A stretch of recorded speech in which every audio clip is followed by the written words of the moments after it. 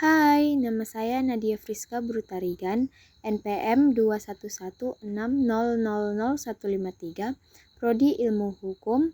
Di sini saya ingin menjelaskan tentang etika profesi sebagai hakim untuk memenuhi tugas saya etika profesi.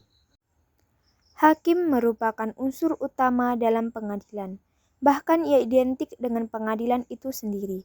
Kebebasan kekuasaan kehakiman seringkali diidentikan dengan kebebasan hakim. Demikian halnya, keputusan pengadilan diidentikan dengan keputusan hakim. Oleh karena itu, pencapaian penegakan hukum dan keadilan terletak pada kemampuan dan kearifan hakim dalam merumuskan keputusan yang mencerminkan keadilan. Hakim dengan kedudukan yang mulia dan kerap disebut sebagai wakil Tuhan di muka bumi, menggambarkan bahwa betapa urgentnya peran hakim sebagai penegak hukum. Hakim tidak boleh membeda-bedakan sikapnya, sekalipun yang berperkara itu adalah penguasa atau rakyat, kaya atau miskin, sahabat atau musuh, keluarga atau orang tidak dikenal, semua harus diperlakukan sama. Rumusan masalah 1. Bagaimana penerapan kode etik profesi hakim dalam menekan adanya penyalahgunaan dan wewenang profesi hakim di pengadilan? 2. Bagaimana solusi untuk meningkatkan kepatuhan hakim terhadap etika profesi? Pembahasan mekanisme penegakan pelanggaran kode etik hakim yang dilakukan di Mahkamah Konstitusi adalah apabila terjadi kasus pelanggaran yang dilakukan hakim konstitusi, maka Mahkamah Konstitusi akan melakukan tahapan-tahapan untuk memperkuat bukti-bukti selain yang didapat dari laporan media massa. Tahapan-tahapan tersebut adalah Mahkamah Konstitusi melakukan peninjauan dan pengumpulan informasi dugaan pelanggaran etik hakim konstitusi. Mahkamah Konstitusi akan membentuk Dewan Etik untuk menyelidiki kasus tersebut dan memberikan putusan.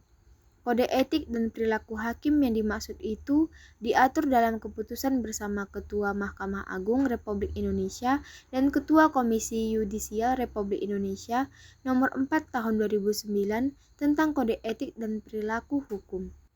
Solusi untuk meningkatkan kepatuhan hakim terhadap etika profesi. 1.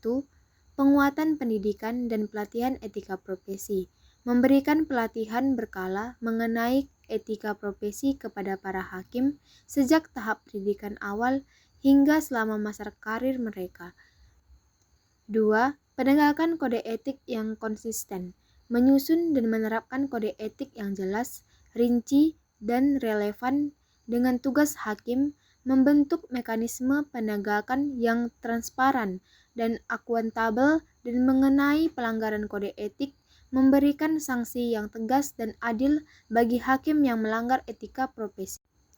3. Meningkatkan pengawasan oleh Komisi Yudisial.